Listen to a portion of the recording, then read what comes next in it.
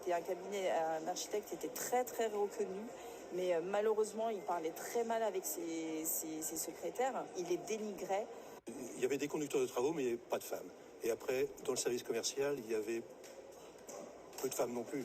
On est une entreprise en fait qui offre des services de mobilité, des services de livraison, de colis, de nourriture. Je suis arrivé ici en Algérie dans une entreprise très tech, très jeune, avec une moyenne d'âge d'à peu près 26-27 ans, très anglicisée, très anglophone, très ouvert sur le monde de par les réseaux sociaux. Il y a une certaine parité homme-femme au sein de l'entreprise ici.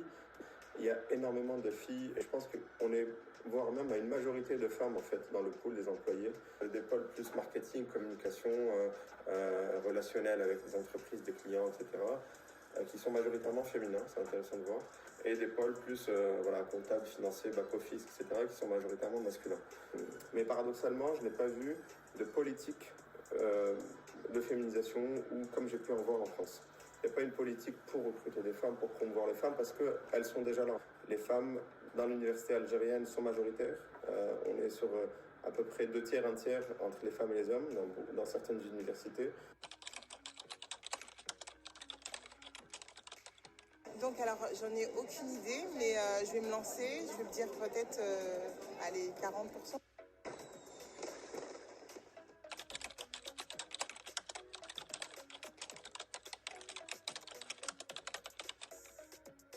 Alors pour ma part, j'ai jamais été témoin de comportements sexistes. Durant mon stage de l'année dernière, j'étais en agence immobilière en comptabilité et bien au contraire, la responsable c'était une femme et il n'y a pas eu de mépris de son autorité ou quoi que ce soit. Enfin, en tout cas, pas du tout par rapport à son sexe.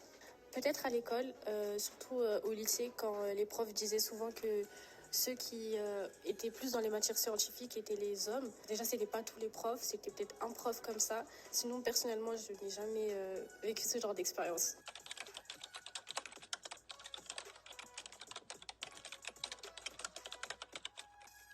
Je crois que c'était autour des années 40, autour de l'après-guerre, avec l'accès au droit de vote pour les femmes.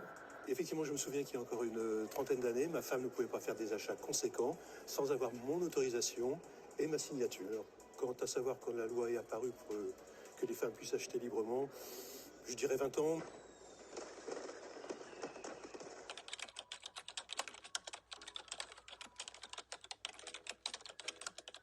Oui, je pense beaucoup que ça a évolué, notamment grâce aux nombreuses manifestations, à la grande sensibilisation, aux femmes qui se lèvent, mais aussi les hommes qui prennent conscience de tout ça.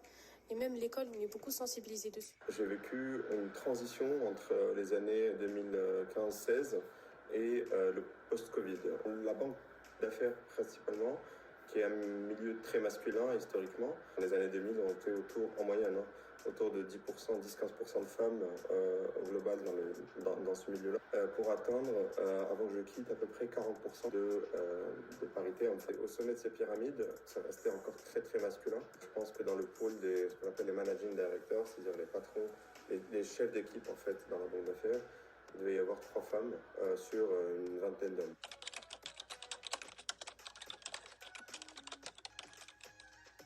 Concernant la situation de la femme en Algérie, elle est dans un paradoxe.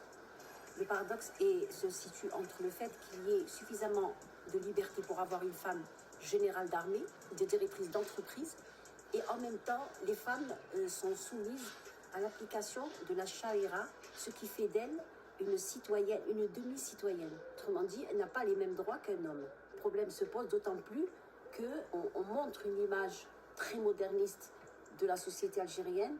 On compte sur la femme comme étant un élément important dans la société. Elle est même à la base de la société. On lui demande en même temps de donner naissance à une génération éduquée et une génération moderne.